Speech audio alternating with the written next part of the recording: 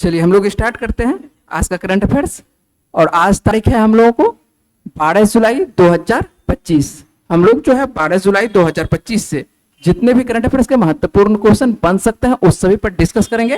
PDF आप हमारे Telegram channel से डाउनलोड कर सकते हैं, जिसका लिंक मैंने इस वीडियो के डिस्क्रिप्शन बॉक्स में दे दिया है, तो आप इस लिंक पर जाकर टेलीग्राम चैनल ज्वाइन कर सकते हैं। चलिए शुरुआत करते हैं हम लोग पहले क्वेश्चन से।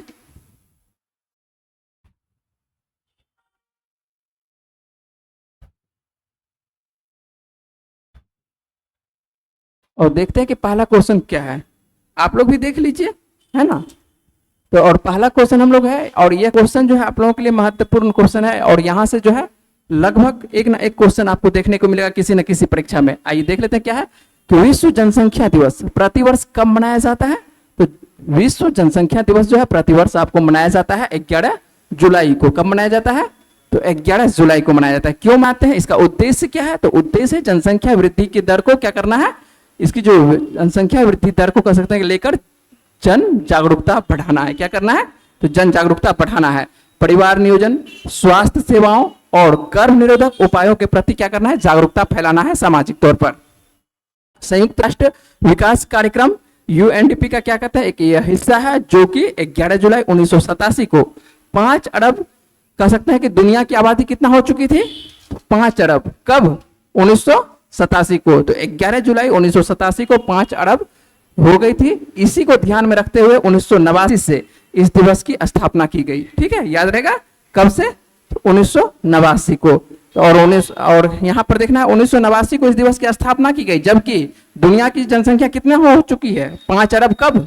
आपको 87 में। इसी वजह से क्या कह सकते हैं कि आपको 89 में इस स्थापना होती है। और पहली बार कह सकते हैं कि दिवस मनाया कब गया, तो पहली बार 11 जुलाई आपको दिवस दिखाई पड़ रहा है कब मनाते हुए, 1990 को, है ना। तो आपको 11 जुलाई 1990 को कह सकते हैं कि पहली बार 90 से अधिक देश इसको मनाता है। ठीक है, और 2025 का थीम आपको याद रखना है। यहां पर देखते हैं तो आपको जो विश्व जनसंख्या दिवस है इसका थीम आपको याद रखना है। तो थीम 2025 का क्या है, महत्वपूर्ण थीम रहेगा, युवाओं को एक निष्पक्ष और आशापूर्ण विश्व में अपने मनचाहे परिवार बनाने के लिए सशक्त बनाना। ठीक है, तो आपको ये ध्यान रखना है, और यह प्रश्न जो है आप लोगों के लिए महत्वपूर्ण रहेगा। और आप लोगों को तो वैसे मालूम होना चाहिए कि विश्व में कह सकते हैं कि जनसंख्या की दृष्टि से नंबर 1 पर कौन सा देश है, कौन सा देश है, तो भारत ही है ना। और भारत कह सकता है कि आपको 2023 में ही चीन को क्या कर देता है, पीछे छोड़ देता है, और विश्व का सबसे अधिक जनसंख्या वाला देश कौन बन गया है, अपना देश भारत बन चुका है। ठीक है, अभी वर्तमान में यदि बात करते हैं कि 2025 में विश्व की लगभग कितनी जनसंख्या है, तो विश्व में लगभग कितना जनसंख्या है, 8.1 अरब, जिसको कह सकते हैं कि 810 करोड़। ठीक है, 810 करोड़ कह सकते हैं, या 8.1 अरब भी कह सकते हैं, आपको जो सुविधा हो याद करने में। तो 8.1 अरब हो चुकी है कुल जनसंख्या पूरे विश्व की। ठीक है, तो आपको याद रखना है। वैसे आप लोग बता दीजिए, यदि भारत की बात करते हैं कि जनसंख्या की दृष्टि से नंबर 1 पर कौन सा राज्य है, कौन सा जनसंख्या, सर्वाधिक जनसंख्या किसके पास है, उत्तर प्रदेश के पास है ना। हाँ, भारत में बात कर रहे हैं। ठीक है, तो भारत में सर्वाधिक आपको राज्य बोल रहे हैं, तो राज्य में आपको उत्तर प्रदेश। ठीक है, तो इस तरह से क्वेश्चन देखते हैं कि पूछता है, तो ध्यान रखिएगा। यहाँ पे ज्यादा बातचीत नहीं कर सकते हम लोग, डायरेक्ट आते हैं करंट अफेयर्स पर। हाल ही में किस राज्य सरकार ने गज मित्र योजना स्टार्ट किया है, कौन सा मित्र आपको गज मित्र योजना है, तो किस राज्य के द्वारा, तो असम राज्य के द्वारा। तो असम राज्य सरकार के द्वारा स्टार्ट किया गया है, गज मित्र योजना स्टार्ट किया गया, जो भूमि और खाद्य संसाधनों पर मानव और हाथी के बीच क्या हो रही है, प्रतिस्पर्धा हो रही है। ठीक है, दोनों एक दूसरे के क्षेत्र में क्या कर रहा है, हस्तक्षेप कर रहा है। तो हाथी तो हस्तक्षेप नहीं कर रहा है, लेकिन कर कौन रहा है, मानव ही कर रहा है। मानव किसके क्षेत्र में चला गया है, हाथी के क्षेत्र में, जंगल ही खत्म करते जा रहा है धीरे धीरे। तो मानव और हाथी के बीच में क्या देखने को मिल रहा है, संघर्ष देखने को मिल रहा है। ऐसे संघर्षों से निपटने के लिए असम सरकार जो कह सकते हैं कि कौन सी योजना स्टार्ट की है, तो आपको गज मित्र योजना स्टार्ट की गई है। गज मित्र योजना कह सकते हैं कि स्वैच्छिक सामुदायिक भागीदारी रहेगी इसमें, और हाथियों के आवास को पुनर्स्थापित करने कहा गया है कि इसमें पुनर्स्थापित किया जाएगा। इसका मतलब क्या है, जंगल लगाने की बात की गई है, कि जंगल लगाया जाएगा, अधिक से अधिक जंगल लगाने की बात की गई है। और हाथियों की गतिविधियों पर क्या रखा जाएगा, इसके तहत नजर रखा जाएगा। और नजर किससे, कृत्रिम बुद्धिमत्ता का कैमरे का उपयोग करके, कह सकते हैं कि एआई कैमरे के उपयोग से नजर रखा जाएगा। यदि फसल लगाया गया है तो फसल पर मान के चलिए कि यदि उस क्षेत्र में फसल होगा तो उस पर कैमरे से नजर रखा जाएगा कि हाथी मान के चलिए कि फसल को क्या करे, बर्बाद ना करे। ठीक है, और हाथियों के आवास के लिए क्या किया जाएगा, जंगल एक तरह से पेड़ पौधा लगाने की कोशिश किया जाएगा कि जंगल जो हम लोग धीरे धीरे काट रहे हैं तो हाथी रहेगा कहाँ, जंगल काट रहे हैं तो हाथी रहेगा कहाँ, दोनों के बीच में संघर्ष देखने को मिलता है। और इसी वजह से जो है गज मित्र आपको योजना दिखाई पड़ रही है, किसके द्वारा, आपको असम सरकार के द्वारा। और जैसे ही नाम आता है असम का, तो असम की राजधानी क्या है, दिसपुर। मुख्यमंत्री वर्तमान में कौन है, हेमंत बिस्वा शर्मा है, ठीक है। और राज्यपाल कौन है, आपको लक्ष्मण प्रसाद आचार्य है। लोकसभा की कितनी सीटें हैं, तो आपको 14 सीटें हैं। और राज्यसभा की कितनी सीटें हैं, तो 7 सीटें हैं। तो राज्यसभा की कितनी सीटें आपको दिखाई पड़ रही है, तो राज्यसभा की 7 सीटें दिखाई पड़ रही है ना। तो आपको इस तरह से याद रखना है, कौन से राज्य में, असम में। किस राज्य के द्वारा, तो असम के याद रखिएगा कि असम के द्वारा आपको गज मित्र योजना स्टार्ट किया गया। गज हाथी को बोला जाता है ना, तो गज हाथी को बोला जाता है, इसलिए इसका रखा गया है कि गज मित्र योजना यह रखा गया है। और सिंपल सी बात है, जब जंगल नहीं रहेगा तो ये किधर की ओर आएगा, जिधर मानव रहेगा, है ना। तो मानव और आपको हाथी के बीच में संघर्ष देखने को मिलता है। और इसी संघर्ष को कह सकते हैं कि धीरे धीरे असम सरकार के द्वारा कम करने की एक तरह से योजना है। चलते हैं अगले प्रश्न पर, बात करते हैं अगला प्रश्न का। और अगला प्रश्न हम लोग देख रहे थे कि हाल ही में किस उद्योगपति को USISPS के निदेशक के मंडल और कार्यकारी समिति के में नियुक्त किया गया है। तो किस में नियुक्त किया गया है आपको, हाल ही में किस उद्योगपति। तो उद्योगपति कौन है, आपको ये जो दिखाई पड़ रहे हैं आदित्य बिरला। कौन, ये जो बीच में दिखाई पड़ रहे हैं ये कौन है, आपको आदित्य बिरला है। तो आदित्य बिरला समूह के जो अध्यक्ष कह सकते हैं कि ये कुमार मंगलम आपको बिरला है। ये कौन है, आपको आदित्य ग्रुप के ही ये कुमार मंगलम बिरला है। और इनको ही हाल ही में कह सकते हैं कि US India strategic partnership forum के निदेशक मंडल और कार्यकारी समिति का क्या कर दिया है, आपको समिति नियुक्त किया है ना। समिति कह सकते हैं ये जो नियुक्त किया जाएगा, उस समिति में कुछ और सदस्य रहेंगे, उसमें ये भी एक रहेंगे, है ना। चलिए आगे चलते हैं हम लोग। तो यहां से सीधा आपको याद रखना है कि आगे जो आपको प्रश्न है, क्या प्रश्न है देख लीजिए। भारतीय रेलवे ने ट्रेन सुरक्षा बढ़ाने के लिए, तो जब आप आने वाले दिनों में यदि आप किससे, ट्रेन से मान के चलिए रेलवे से संबंधित कोई एग्जाम दे रहे होंगे, तो आपको ये प्रश्न आपको ध्यान रखना है कि भारतीय रेलवे ने ट्रेन सुरक्षा बढ़ाने के लिए AI आधारित मशीन विजन इंस्पेक्शन सिस्टम स्थापित करने हेतु किस संगठन के साथ कह सकते हैं कि समझौता ज्ञापन पर हस्ताक्षर किया है। तो भारतीय रेलवे के द्वारा क्या स्टार्ट किया जा रहा है, मान के चलिए आपको ट्रेन सुरक्षा बढ़ाया जा रहा है ना। ट्रेन सुरक्षा बढ़ाने के लिए AI आधारित आपको दिखाई पड़ रहा है आर्टिफिशियल इंटेलिजेंस दिखाई पड़ रही है, इसके विजन इंस्पेक्शन सिस्टम स्थापित करने हेतु किसी संगठन से ये समझौता कर रहा है। तो किस संगठन से, DF आपको CCIL है ना, इसका हम फुल फॉर्म आपको बताते हैं, नीचे में यहाँ पे लिखे हैं आपको dedicated freight corridor corporation of India limited, ठीक है। इसका जो फुल फॉर्म होता है यहाँ पे लिखा हुआ है। तो भारतीय रेलवे कह सकते हैं कि AI आधारित मशीन विजन इंस्पेक्शन सिस्टम को तैनात करने के लिए आपको DF CCIL के साथ क्या किया है, समझौते पर हस्ताक्षर किया है। और इसका उद्देश्य क्या है, क्यों किया जा रहा है, तो उद्देश्य सिंपल सी बात है कि उन्नत तकनीक के साथ ट्रेन सुरक्षा को क्या करना है, मजबूत करना है ना। तो ट्रेन में धीरे धीरे पहले के मुताबिक धीरे धीरे जैसे जैसे टेक्नोलॉजी आते जाएगा, उसको क्या किया जाएगा, आपको उसमें लाते जाएगा और ट्रेन को एक तरह से सुरक्षित किया जाएगा, है ना। इसमें जो आपको दिखाई पड़ता है MV आपको IS कोच और इंजनों के सटीक निरीक्षण और दुर्घटनाओं के जोखिमों को कम करने और रखरखाव में सुधार करने में क्या कर होगी, यहां पर मदद दिखाई पड़ती है, ठीक है। क्या बोले, हाँ। तो आजकल देख ही रहे ट्रेन में जैसे जैसे मान के चलिए कि ट्रेन टेक्नोलॉजी बढ़ते हुए जा रहे हैं, तो ट्रेन की सुरक्षा भी बढ़ते जा रही है, स्पीड भी बढ़ते जा रही है और सुरक्षा भी बढ़ते जा रही है। पहले बहुत ज्यादा दुर्घटना होती थी, लेकिन धीरे धीरे आपको सुरक्षा कवच के तहत भी मान के चलिए कि ट्रेन को देखा जाता है कि थोड़ा सा सुरक्षित किया जाता है, ठीक है। इस तरह से धीरे धीरे और टेक्नोलॉजी बढ़ाते जाएगा और ट्रेन को सुरक्षित किया जाएगा, है ना। चलिए अब हम लोग चलते हैं आगे, प्रश्न पर बात करते हैं। और यहां पर देख लेते हैं हम लोग हाल ही में कह सकते हैं किस केंद्र शासित प्रदेश में मुफ्त बस यात्रा, किसके द्वारा, यहां पर है बस यात्रा। और ध्यान रखिएगा बस यात्रा वैसे जब दिल्ली में केजरीवाल की सरकार थी उसी वक्त स्टार्ट कर गया था, लेकिन यहां पर ध्यान रखना किस केंद्र शासित प्रदेश में मुफ्त बस यात्रा के लिए महिलाओं के लिए सहेली कार्ड इस बार जो लॉन्च किया जा रहा है, क्या कार्ड किया जा रहा है, सहेली कार्ड। तो सहेली कार्ड किसके द्वारा लॉन्च किया गया है, आपको दिल्ली सरकार के द्वारा, ठीक है। दिल्ली में अभी वर्तमान में किसकी सरकार है, तो बीजेपी की सरकार है। आम आदमी पार्टी की सरकार को हरा करके इस बार बनी है किसकी, बीजेपी की सरकार बनी है।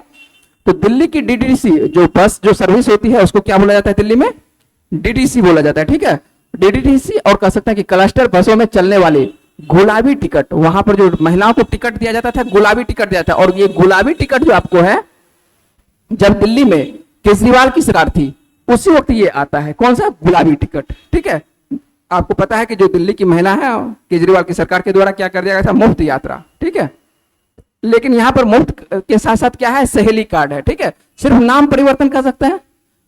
और यहां पर आपको दिखाई पड़ता है गुलाबी टिकट के साथ अब स्मार्ट कार्ड, यहां पर एक जोड़ दिया गया, क्या जोड़ दिया गया है, सहेली कार्ड जोड़ा क्या है, आपको कह सकते हैं कि गुलाबी कार्ड के साथ क्या जोड़ दिया गया है, एक स्मार्ट कार्ड लागू कर दिया गया। और इसके साथ अब देखिए यही चीज लिखा हुआ है कि आम आदमी पार्टी सरकार के द्वारा शुरू की गई इस योजना के तहत दिल्ली की महिलाओं को डीटीसी और क्लस्टर बसों में मुफ्त यात्रा के लिए गुलाबी टिकट दी जाती थी।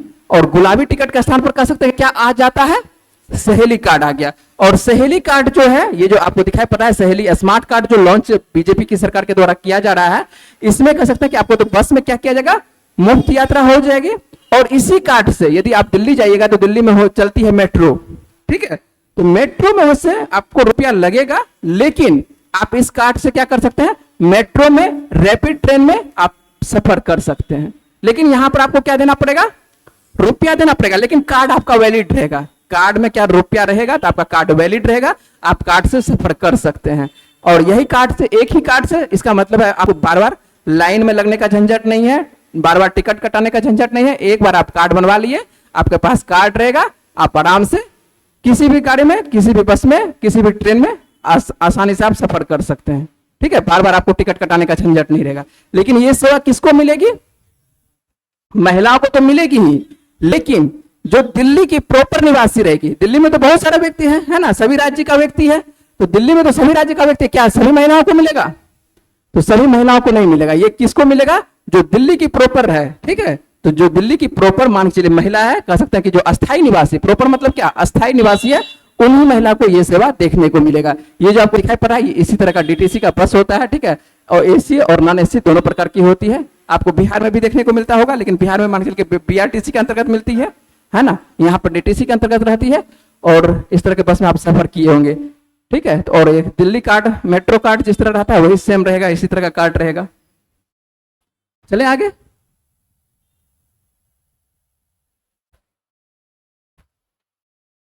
चलिए आगे हम लोग देख लेते हैं।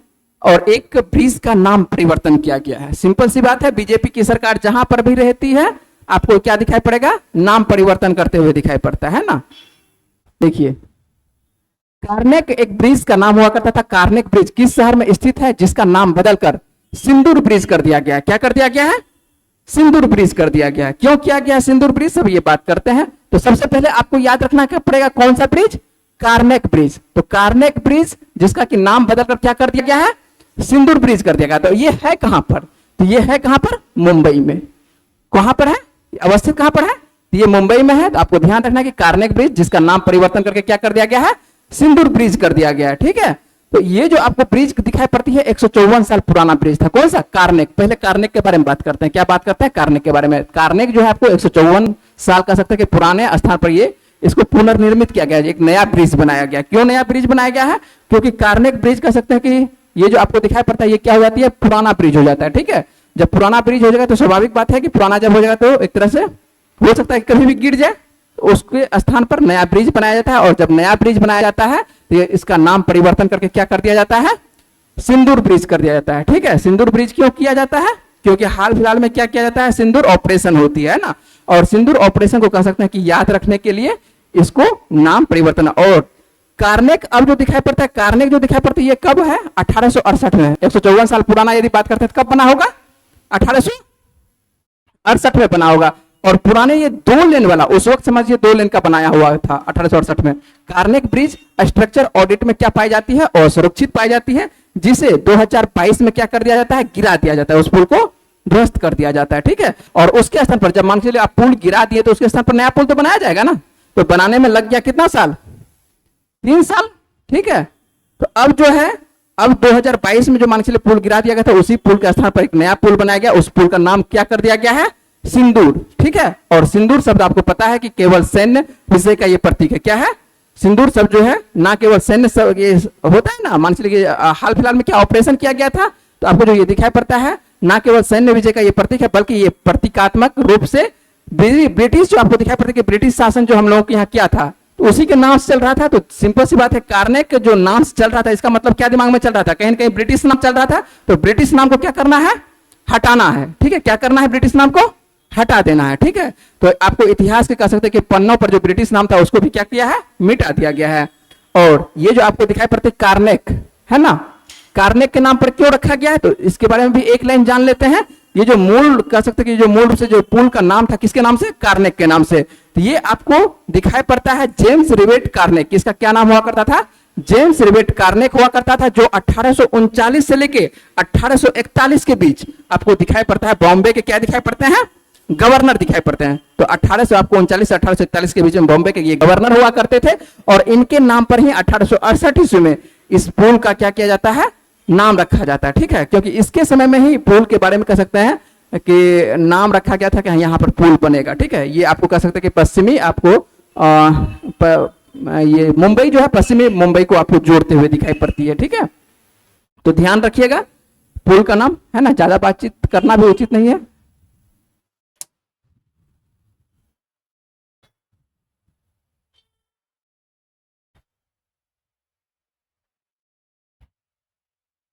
चलिए ठीक है,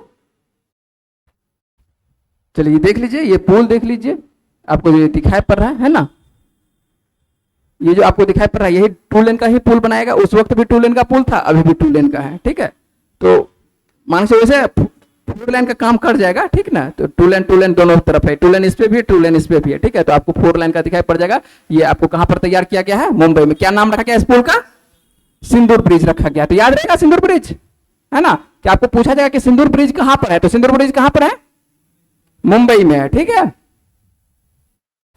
घटना कहीं का, नाम कहीं और है ना, तो ध्यान रखना इस तरह से। ठीक है, ये चलिए आगे चलते हम लोग। आपको दिखाई पड़ रहा है, नेक्स्ट क्वेश्चन दिखाई पड़ रहा है कि हाल ही में किस भारतीय विरासत स्थल को 44 में, और ये प्रश्न जो है आपके लिए क्या है, बहुत ही महत्वपूर्ण प्रश्न है। ठीक है, ये जो प्रश्न हम लोग देख रहे हैं, ये जो क्वेश्चन है आपके लिए आने वाले किसी भी एग्जाम में, ठीक है, बीपीएससी हो, ठीक है, यूपीएससी हो, आपका एसएससी हो या आपका रेलवे हो, किसी भी एग्जाम के लिए, नीचे स्तर से लेके आपको बड़े एग्जाम के लिए, ठीक है, किसी भी एग्जाम के लिए आपको यह प्रश्न पूछा जाएगा कि हाल ही में किस भारतीय विरासत स्थल को 44वें यूनेस्को विश्व धरोहर स्थल के रूप में अंकित किया गया है।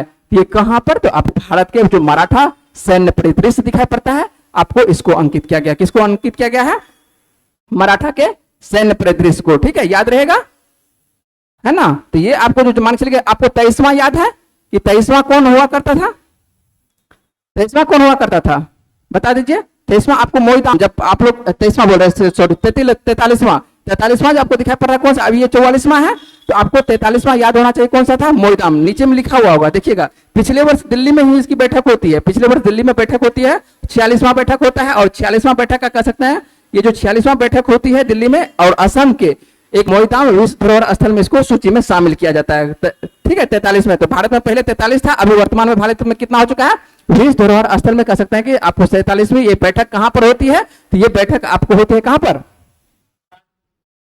मराठा में नहीं होती है। विश्व धरोहर स्थल के 47वें सत्र की कह सकते हैं कि जो बैठक होती है ये यूरोप में होती है ना, और 46वां भारत में होती है, लेकिन ये आपको फ्रांस की तरफ दिखाई पड़ता है लगभग। ठीक है,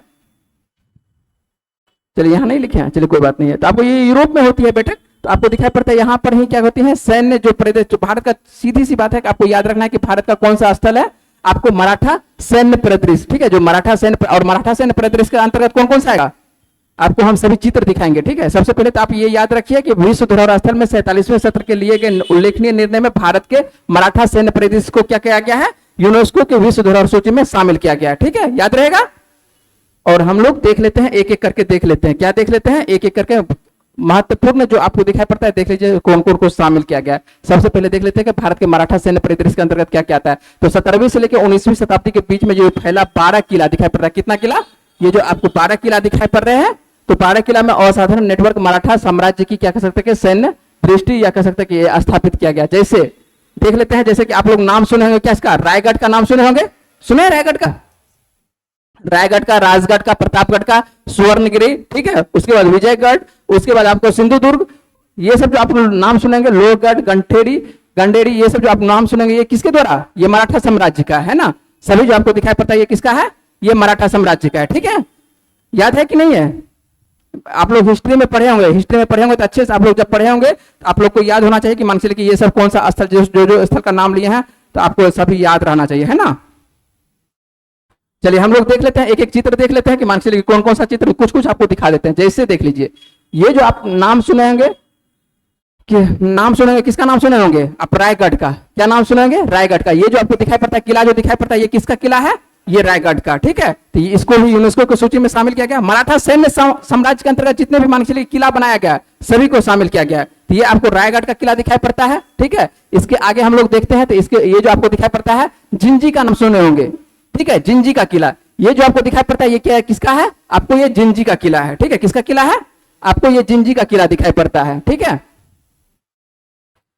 ये जो आपको दिखाई पड़ता है ये किसका दिखाई पड़ रहा है, किसका दिखाई पड़ रहा है, किसका, ये सुवर्ण, नाम सुना है सुवर्ण का, यहां पर अभी जस्ट नाम लिए थे, देखिए सुवर्ण का है। देखिए इस जगह सुवर्ण दुर्ग है ना, ये जो आपको सुवर्ण दुर्ग दिखाई पड़ रहा है तो यही सुवर्ण दुर्ग है। ठीक है, कौन सा दुर्ग है, ये जो आपको दिखाई पड़ रहा है ये सुवर्ण दुर्ग है। ठीक है, ये जो दिखाई पड़ रहा है कौन सा दुर्ग दिखाई पड़ रहा है, ये सुवर्ण दुर्ग दिखाई पड़ रहा है ना। ये जो आपको दिखाई पड़ रहा है ये कौन सा किला है, ये प्रतापगढ़ का किला है। कौन सा किला है, ये जो आपको दिखाई पड़ रहा है प्रतापगढ़ का किला दिखाई पड़ रहा है। क्या दिखाई पड़ रहा है, क्या बोलिए, ये प्रतापगढ़ का किला। सिर्फ आपको चित्र दिखा देते हैं जिससे आपको थोड़ा सा समझ में आए। ठीक है, और ये जो आपको दिखाई पड़ रहा है इसका नाम आप लोग सुने होंगे, सिंधु दुर्ग का नाम सुना है, सिंधु दुर्ग का। ये जो आपको चित्र दिखाई पड़ रहा है ये जो आपको किसका चित्र दिख रहे हैं, ये सिंधु दुर्ग का दिख रहे हैं। इससे पहले जो आपको समुद्र में दिखाई पड़ रहा है वो कौन सा था, वो सुवर्णगिरी था। ठीक है, सुवर्ण दुर्ग था, जबकि सुवर्ण दुर्ग ये कौन सा है, ये सिंधु दुर्ग है। ठीक है, तो आप कभी महाराष्ट्र चाहिए तो घूमने चाहिए तो ये सब स्थान पर जाइएगा, है ना, आपको अच्छा लगेगा। ठीक है, थोड़ा सा घूमिएगा तो मान के चलिए लगेगा ऐतिहासिक चीज कुछ देख रहे हैं मराठा साम्राज्य का। ठीक है, चलिए हम लोग आगे चलते हैं, अगला प्रश्न देखते हैं कि अगला एक ऑपरेशन से संबंधित प्रश्न है। तो क्या है ऑपरेशन से संबंधित प्रश्न, देख लेते हैं कि हाल ही में कह सकते हैं कि भारतीय सेना के द्वारा शुरू किए गए ऑपरेशन शिवा, कौन सा ऑपरेशन है, ऑपरेशन शिवा है। ठीक है, तो ऑपरेशन शिवा 2025 का प्राथमिक उद्देश्य क्या है, तो आपको श्री अमरनाथ यात्रा का सुरक्षित कह सकते हैं संचालन और सुनिश्चित करना। क्या है, आपको अमरनाथ यात्रा का सुरक्षित और संचालन करना। अभी हाल फिलहाल में अब अमरनाथ यात्रा शुरू होगा, है ना, हिंदू धर्म का कह सकते हैं कि ये तीर्थ स्थल है अमरनाथ यात्रा, है ना। आपको भारतीय सेना के द्वारा यहाँ पर सुरक्षा काफी मुहैया कराया जाता है। ठीक है, तो भारतीय सेना के द्वारा कह सकते हैं कि श्री अमरनाथ यात्रा को सुरक्षित बनाने और निर्बाध रूप से संपन्नता को सुनिश्चित करने के लिए ऑपरेशन कौन सा स्टार्ट किया गया है, तो ऑपरेशन शिवा। तो याद रखना है कि ऑपरेशन शिवा, ठीक है, किससे संबंधित है, और यह उच्च तीव्रता वाला ऑपरेशन शिवा है और नागरिक प्रशासन कह सकते हैं और केंद्रीय सशस्त्र पुलिस बल, ठीक है, इसके साथ ये आपको समन्वय स्थापित किया जाता है या संचालन किया जाता है। और इस बार कह सकते हैं कि यहाँ पर सुरक्षा व्यवस्था को क्या किया गया है, अधिक मजबूत किया गया है। क्यों अधिक मजबूत किया गया है, क्योंकि भारत के द्वारा पाकिस्तान पर किया गया था कौन सा सिंदूर, है ना। तो जब मान के चलिए पाकिस्तान पर किया गया था तो पाकिस्तान भी एक तरह से नजर रखे हुए हैं हिंदुस्तान पर, कभी भी किसी क्षेत्र पर अटैक कर सकता है। मान लेते हैं पाकिस्तान नहीं कर सकता, हो सकता है कि आतंकवादी ही कर दे, है ना। तो जब आतंकवादी सब कर दे, और खास करके ये धार्मिक स्थल है, महत्वपूर्ण धार्मिक स्थल है, हिंदू तीर्थ स्थल है, तो यहाँ पर क्या कह सकते हैं कि बहुत ही ज्यादा सुरक्षा मुहैया कराया जाता है। इसी वजह से कह सकते हैं कि जब यात्रा स्टार्ट हो गई उससे पहले ही यहाँ पर आपको दिखाई पड़ती है ऑपरेशन शिवा। एक तरह से अपने में एक तरह से सभी तरह से कि हम लोग एकदम तंदुरुस्त है, एकदम लड़ने के लिए कोई भी मानसिक क्या संकट है तो उससे भिड़ सकते हैं, ठीक है, सभी को बचाते हुए।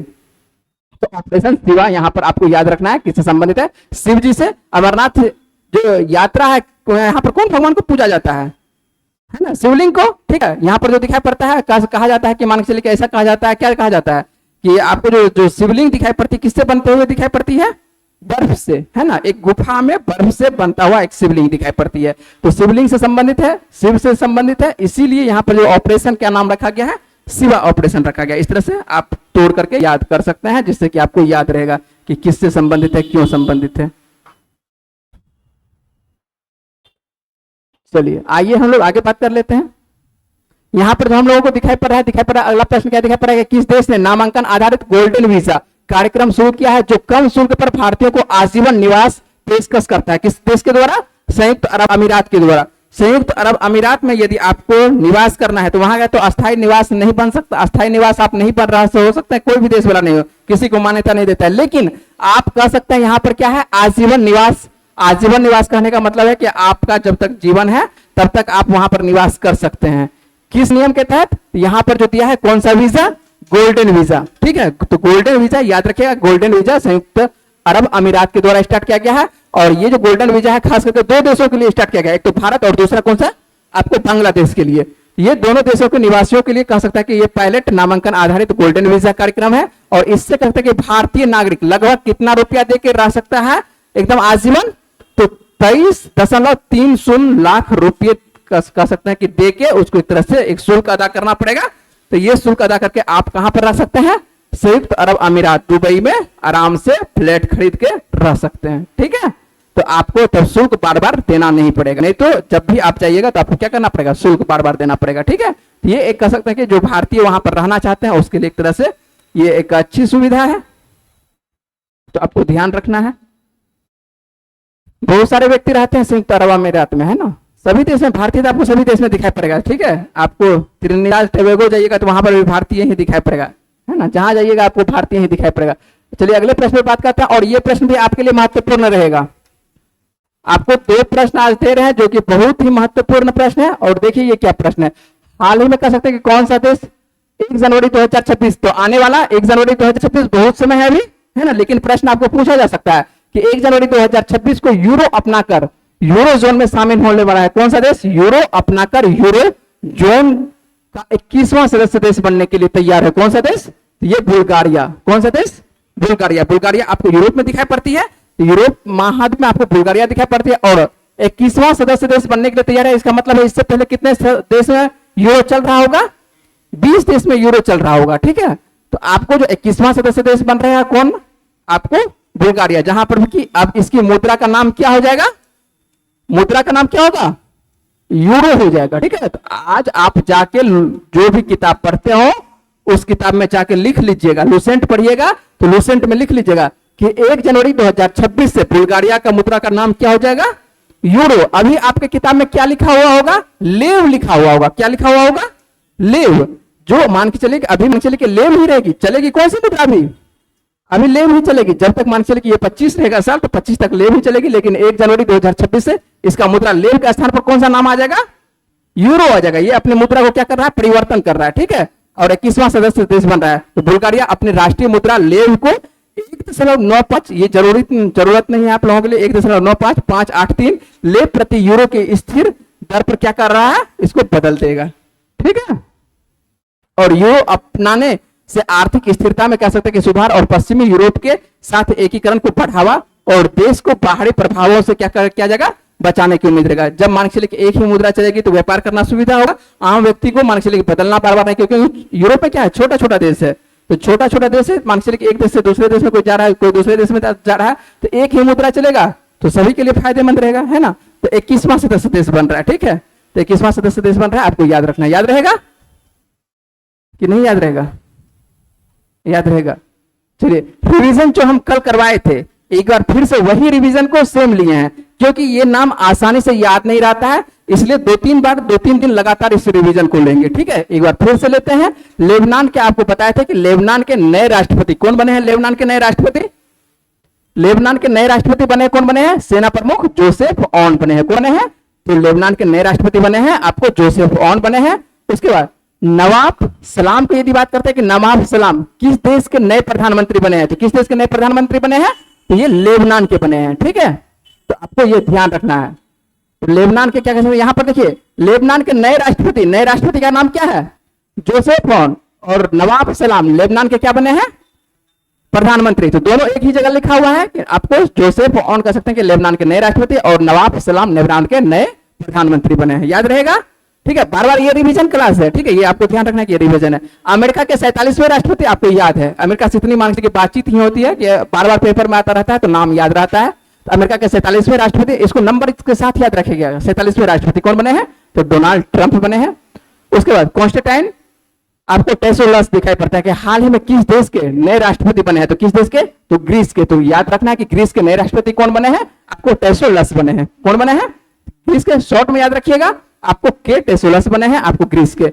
हाल ही में यदि बात करते हैं कि रोमानिया के अस्थायी राष्ट्रपति के रूप में कौन बने थे, तो अस्थायी राष्ट्रपति कुछ दिनों के लिए बने थे, आपको इली बेलोसोन बने थे। उसके बाद जर्मनी का आपको बता चुके हैं, ये इंपॉर्टेंट रहेगा, जर्मनी के नए चांसलर कौन रहेंगे, फ्रेडरिक मार्श रहेंगे। उसके बाद जस्टिन ट्रूडो की जगह कनाडा के नए लिबरल पार्टी के नेता और प्रधानमंत्री के रूप में कौन नियुक्त हुए हाल ही में, तो मार्क कार्नी नियुक्त हुए हैं। तो मार्क कार्नी आपको दिखाई पड़ते हैं कनाडा के, क्या दिखाई पड़ते हैं आपको, प्रधानमंत्री। कनाडा के नए प्रधानमंत्री कौन बने हैं, तो ये मार्क कार्नी बने हैं। त्रिनिदाद टोबैगो 2-3 दिन से लगातार बात कर रहे हैं कि नए प्रधानमंत्री यहां पर कौन बने हैं, तो एस्ट्रोट यंग बने हैं। उसके बाद इक्वाडोर 2025 के राष्ट्रपति चुनाव किसने जीता है, तो आपको डेनियल नोवाओ का द्वारा जीता गया है। उसके बाद यहां पर हम लोग देख लेते हैं कि सिंगापुर के आपको जो प्रधानमंत्री पुनः चुने गए हैं, ठीक है, तो सिंगापुर के पुनः चुने गए कौन, लॉरेंस वोंग चुने गए हैं, ठीक है, तो ये आपको ध्यान रखना है। उसके बाद कुछ और प्रधानमंत्री बने हैं या राष्ट्रपति बने हैं जो नवनियुक्त हुए हैं, उसके बारे में ये बातचीत कर लेते हैं। यहां पर आपको दिखाई पड़ा ऑस्ट्रेलिया के प्रधानमंत्री कौन है जिन्होंने दूसरे कार्य के लिए, सिंपल है कि दूसरा कार्यकाल के लिए भी जो चुने गए हैं या जीते हैं, तो ये कौन बने हैं, आपको एंथनी अल्बानीज। तो ये लगातार दूसरा कार्यकाल इनका होगा।